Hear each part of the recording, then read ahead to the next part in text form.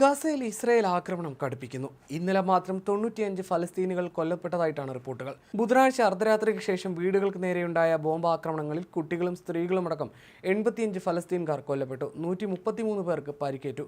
അവശിഷ്ടങ്ങൾക്കിടയിൽ കാണാതായ നൂറുകണക്കിന് ആളുകൾക്കായി തിരച്ചിൽ തുടരുകയാണ്. ചൊവ്വാഴ്ചയ്ക്ക് ശേഷം ഗാസയിൽ കൊല്ലപ്പെട്ട ഫലസ്തീൻകാരുടെ എണ്ണം 596 ഇതിൽ 200 കുട്ടികളും ഉൾപ്പെടുന്നു.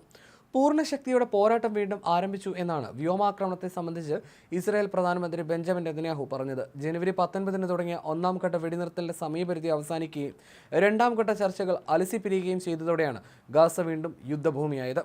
ലോകം പ്രതീക്ഷയോടെ കണ്ട സമാധാന കരാർ തകർന്നതിന് കാരണക്കാർ ഹമാസ് ആണെന്ന് ഇസ്രായേൽ കുറ്റപ്പെടുന്നു. മറിച്ചാണെന്ന് ഹമാസും പറയുന്നു. ഗാസ സിറ്റി അടക്കം വടക്കൻ ഗാസയിൽ സൈനിക ഉപരോധം ഏർപ്പെടുത്തി. യുദ്ധത്തിൽ തകർന്ന തരിപ്പണമായ വടക്കൻ ഗാസയിലേക്ക് ലക്ഷക്കണക്കിന് ഫലസ്തീൻകാർ ജനുവരിയിൽ വെടിനിർത്തലിന് പിന്നാലെ തിരിച്ചെത്തിയിരുന്നു. ഇവർ വീണ്ടും നാടുവിടേണ്ട അവസ്ഥയാണ് ഇപ്പോൾ. ശത്രുക്കളോട് ദയ കാട്ടില്ലെന്നും ബന്ദികളെ ഹമാസ് മോചിപ്പിക്കും വരെ ആക്രമണം തുടരുമെന്നും നെതന്യാഹു പറയുന്നു. ഗാസ പൂർണ്ണമായി ഒഴിപ്പിക്കണമെന്ന ട്രംപിന്റെ നിലപാട് വന്നതും ഇതിനെ അറബ് രാജ്യങ്ങൾ തള്ളിയതും വെടിനിർത്തൽ കാലത്തായിരുന്നു. അതേസമയം ഇന്നലെ മധ്യ ഇസ്രായേലിലേക്ക് റോക്കറ്റ് ആക്രമണം നടത്തിയതായി ഹമാസ് വ്യക്തമാക്കി.